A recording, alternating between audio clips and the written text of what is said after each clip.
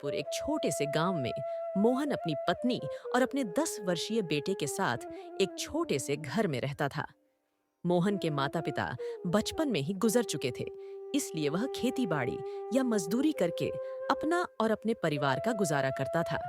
वहीं उसकी पत्नी कुंती एक बड़े आदमी के घर पर साफ-सफाई का काम करती थी। दोनों पति-पत्नी मिलकर खूब मेहनत करते थे और अपने बेटे राजू के साथ कठिनाई भरा जीवन व्यतीत करते थे। यूं तो हमेशा ठंडी के समय -2 डिग्री तापमान रहता था, लेकिन इस साल ठंडी के साथ साथ बारिश का भी कहर अपने चरम पर था, जिसके कारण ठंड और बारिश ने बहुत जोर से अपना कहर ढाया।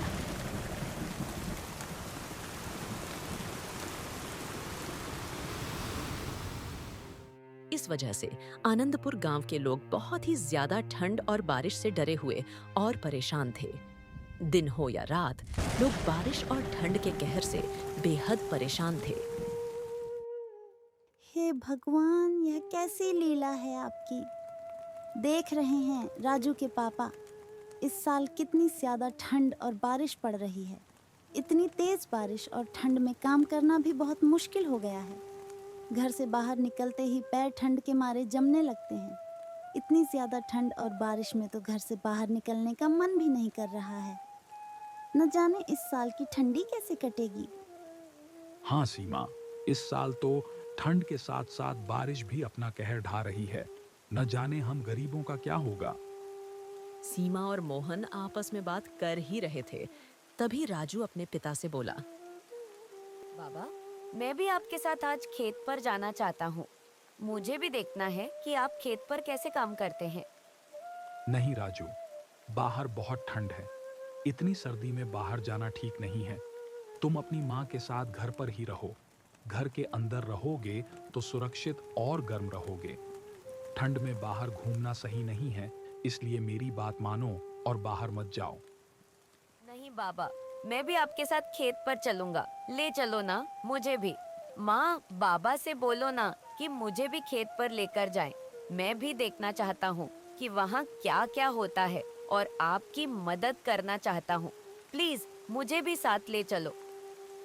राजू बेटा, जिद नहीं करती। बाहर बहुत ठंड है और अगर तुम बाहर जाओगे तो तुम्हारी तबीयत खराब हो सकती है। हमारे पास इतने पैसे भी नहीं हैं कि तुम्हारी बीमारी का इलाज करवा सके। एक तो वैसे भी सेठ ने इस महीने के पैसे नहीं दिए हैं। न जाने इस हफ्ते घर का राशन कैसे आएगा। इसलिए मेरी बात मानो और घर के अंदर ही रहो। सीमा, ये क्या सुन रहा हूँ? राशन खत्म हो गया है और तुमने मुझे बताया तक नहीं। आखिर तुमने मुझे इतनी बड़ी बात छुपाई क्यों? मोहन, मैं क्या बताती। हर रोज सोचती थी कि तुम्हें बताऊं, लेकिन तुम्हारी परेशानियां देखकर चुप रह जाती। घर में आटा सिर्फ 2 दिन का बचा है। दाल भी पूरी खत्म हो चुकी है। सब्जियां तो पिछले हफ्ते से घर में नहीं है। मुझे उम्मीद थी कि शायद सेठ जी कल परसों तक पैसे दे देंगे तो कुछ इंतजाम हो जाएगा। बस इसी आस में चुप थी। अरे, ये तो बहुत बुरा हुआ। अगर कल तक पैसे नहीं मिले तो हम खाएंगे क्या? ऐसे में राजू बीमार पड़ गया तो स्थिति और खराब हो जाएगी। मैं कल सुबह सेठ जी से जाकर बात करूंगा। मोहन की चिंता बढ़ती जा रही थी। ठंड और बारिश ने पहले ही हालात मुश्किल कर दिए थे और अब घर में राशन खत्म होने की बात ने उसे और बेचैन कर दिया। वह सीमा और राजू की तरफ देखता है, मानो उनसे कुछ कहना चाहता हो, लेकिन शब्द नहीं निकलते। तभी राजू ने मासूमियत से कहा। बाबा, अगर पैसे नहीं हैं तो हम खेत से कुछ ला सकते हैं ना। जैसे पिछली बार आप गेहूं लाए थे और उससे रोटियां बनाई थी। इस बार भी ऐसा कर सकते हैं ना। बेटा, वो गेहूं अब हमारे खेत में नहीं है। उसे बेचकर ही तो पिछले साल का कर्ज चुकाया था। इस बार फसल भी खराब हो रही है, ऊपर से ठंड और बारिश ने सब बर्बाद कर दिया। मोहन, मैं सोच रही थी, क्या हम सरपंच जी से मदद मांग सकते हैं? उन्होंने पिछले महीने गांव वालों को राशन बांटने का वादा किया था। सरपंच जी से बात करनी चाहिए। अगर वह मदद कर दें तो कुछ दिन के लिए इंतजाम हो सकता है। अगली सुबह मोहन ने फैसला किया कि चाहे कुछ भी हो जाए, वह सरपंच के पास मदद मांगने जाएगा। ठंड का कहर और खाली पेट की चिंता ने उसे मजबूर कर दिया। उसने सीमा और राजू को घर में रहने को कहा और खुद सरपंच के घर की ओर निकल पड़ा। फिर थोड़ी ही देर में वह सरपंच के घर पर आ गया और फिर सरपंच से वह बोला, सरपंच जी, हमारी हालत बहुत खराब है। घर में राशन खत्म हो गया है। ठंड और बारिश की वजह से काम भी नहीं मिल रहा। अगर आप कुछ मदद कर दें तो भगवान आपका भला करेगा। मोहन, ये मेरी जिम्मेदारी थोड़ी ना है। तुम्हारी जिम्मेदारी है, तुम ही समझो। तुम लोगों की आदत हो गई है, जब मन किया तब चले आते हो भीख मांगने, गरीब कहीं के। ऐसा मत कहिए सरपंच जी। मेरा परिवार 2 दिन से भूखा है। मैं मेहनत से कमाने वाला आदमी हूँ, पर इस बार हालात ने हमें मजबूर कर दिया है। बस कुछ दिन का राशन मिल जाए तो हम संभल जाएंगे। चुप कर। गरीब हो तो अपनी गरीबी में जीना सीखो। यहाँ आकर रोने धोने से कुछ नहीं मिलेगा। मेरे पास फालतू समय नहीं है। निकलो यहाँ से।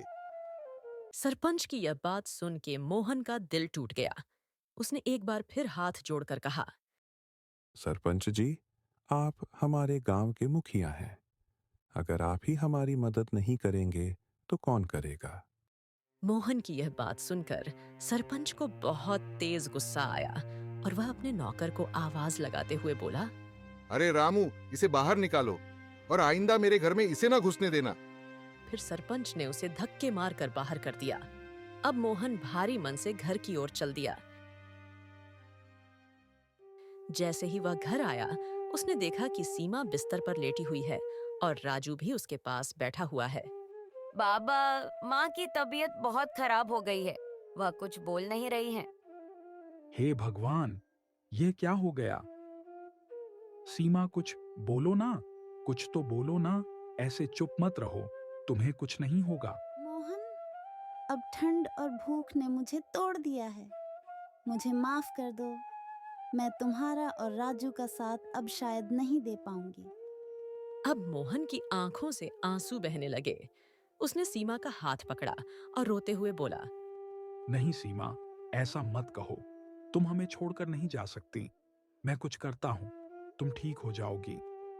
मोहन, अब मैं ज्यादा देर तक नहीं रहूंगी। मेरी सांसें अब थम रही हैं।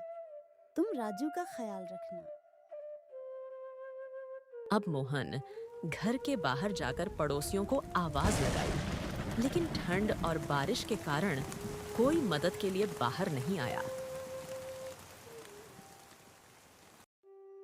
मोहन, अब मेरी चिंता मत करो। जितना कर सके राजू के लिए करो। उसे भूखा मत सोने देना। सीमा ने इतना कहा ही था, तभी उसकी सांसें उसका साथ छोड़कर चली गईं और वह हमेशा के लिए दुनिया से अलविदा कह दिया। नहीं सीमा, तुम मुझे छोड़कर नहीं जा सकती। हमारे पास और कुछ नहीं है तुम्हारे सिवा। तुम्हारे बिना तो यह घर भी घर नहीं रहेगा। तुमने हमेशा मेरा साथ दिया है। यह कहकर मोहन फुट फुट कर रोने लगा। माँ, उठो ना, देखो मैं रो रहा हूँ। प्लीज उठ जाओ। बाबा, माँ हमें क्यों छोड़कर चली गई? क्या हम इतने बुरे हैं? नहीं बेटा, हम बुरे नहीं हैं। ये सब तो नियति का खेल है। पता नहीं हम लोगों ने कौन सी गलती की थी जो हम भुगतना पड़ रहा है। ऐसे ही कुछ महीने गुजर गए। सीमा के जाने के बाद मोहन और राजू के जीवन में जैसे अंधेरा छा गया। छोटे से घर में अब हर तरफ सन्नाटा था। बिस्तर पर पड़ी सीमा की निशानी और उसकी जगह अब सिर्फ खाली पन्ने ले ली थी। मोहन सीमा की याद में कई रातों तक सो नहीं पाया। बाबा, माँ क्यों चली गई? क्या हम उसे वापस नहीं ला सकते? बेटा, माँ हमें छोड़कर नहीं गई। वह हमें ऊपर से देख रही है, लेकिन अब हमें और मेहनत करनी होगी। तुम्हारी माँ चाहती थी कि हम कभी हार न माने। यह कहते हुए मोहन की आंखें फिर भर आईं। उसने राजू को अपने सीने से लगाकर चुप कराया, लेकिन अंदर से वह खुद टूट रहा था। ऐसे ही कई दिन बीत गए और एक दिन सुबह जब मोहन अपनी कुटिया के बाहर बैठा था, तभी गांव का जमींदार हरनाम सिंह अपने आदमियों के साथ वहां आया और मोहन से बोला, मोहन, मेरा कर्ज कब चुकाओगे? 6 महीने हो गए। अगर जल्दी पैसे नहीं लौट आए तो तुम्हारा घर और तुम्हारी खेत दोनों नीलाम कर दूंगा। जमींदार की ऐसा बोल सुन के मोहन के चेहरे पर चिंता की लकीरें और गहरी हो गईं। उसने सिर झुकाकर कहा, जमींदार साहब, मुझसे जो बन पाता है मैं मेहनत कर रहा हूँ, पर अभी तक पैसे नहीं जुटा पाया। मुझे थोड़ा और वक्त दीजिए। मोहन, मुझे बहाने मत सुनाओ। मैं तुम्हें सिर्फ 7 दिन का समय देता हूँ। अगर 7 दिन में पैसे नहीं दिए तो अंजाम भुगतने के लिए तैयार रहना। जमींदार का यह कहकर वहां से चला जाना मोहन के लिए किसी तूफान से कम नहीं था। वह बैठकर सोचने लगा कि अब वह क्या करेगा। उसकी नजरें बार-बार अपने बेटे राजू पर जा टिकतीं। दिन गुजरते गए और मोहन की चिंता बढ़ती जा रही थी। 7वां दिन भी करीब आ गया था। तभी अचानक एक दिन मोहन का पुराना दोस्त रघु गांव आया।